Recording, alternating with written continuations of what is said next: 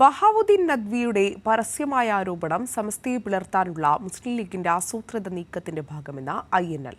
സമസ്തയുടെയും അനുബന്ധ സംഘടനകളുടെയും എത്രയോ പരിപാടികളിൽ ഇടതു നേതാക്കളും മന്ത്രിമാരും പങ്കെടുത്തിട്ടുണ്ട്.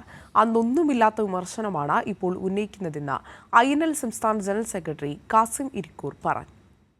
സമസ്ത നേതൃത്വത്തെയും മുഖപത്രമായ സുപ്രഭാതത്തിനെതിരെയും പത്രത്തിന്റെ ചീഫ് എഡിറ്ററും മുശാവറാംഗവുമായ ബഹാവുദ്ദീൻ നദ്വി നടത്തിയ പരസ്യ വിമർശനം സമസ്തയ്ക്കുള്ളിൽ പുതിയ വിവാദത്തിനാണ് തിരികൊളുത്തിയത്. പത്രത്തിന് നയവ്യതിയാനമില്ലെന്ന് വിശദീകരിച്ച് ചീഫ് എഡിറ്റർക്ക് മറുപടി നൽകിയത് CEO മുസ്തഫ മുണ്ടുപാറ. സുപ്രഭാതത്തിന് നയവ്യതിയാനം സംഭവിച്ചുവെന്ന ചീഫ് എഡിറ്ററുടെ വിമർശനം സമസ്തയെ പിളർത്താനുള്ള മുസ്ലിം ലീഗിന്റെ ആസൂത്രിത നീക്കത്തിന്റെ ഭാഗമാണെന്ന് INL നേതൃത്വം പ്രതികരിച്ചു. ഗൾഫ് സുപ്രഭാതം ഉദ്ഘാടന ചടങ്ങിൽ മന്ത്രി PM മുഹമ്മദ് റിയാസിനെ പങ്കെടുപ്പിച്ചതാണ് നയവ്യതിയാനമായി നദ്വി ആരോപിക്കുന്നത്. സംസ്ഥയുടെയും അനുബന്ധ സംഘടനകളുടെയും പരിപാടികളിൽ ഇടതു നേതാക്കളും മന്ത്രിമാരും പങ്കെടുക്കാറുണ്ട്.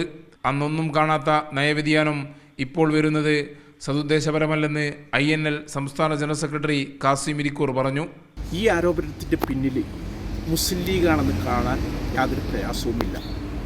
കുറച്ച് നാളായി സമസ്തയുമായി തെറ്റി നടക്കുന്ന മുസ്ലിം ലീഗ് ആ സംഘടനയെ പിളർത്താനുള്ള ആസൂത്രിത നീക്കം നടത്തുന്നതിൻ്റെ ഭാഗമായിരിക്കണം ഇത്തരം ആരോപണങ്ങൾ.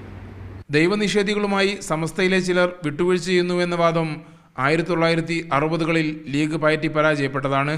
കമ്മ്യൂണിസ്റ്റുകാർക്ക് വോട്ട് ചെയ്യരുതെന്ന ഫത്വ ഇറക്കാൻ സംസ്ഥാന പ്രസിഡന്റായിരുന്ന സ്വതകത്തുല്ല മൗലവിയെ സമീപിച്ച് നിരാശരായി മടങ്ങിയ ചരിത്രം ലീഗ് മറന്നു കാണില്ല.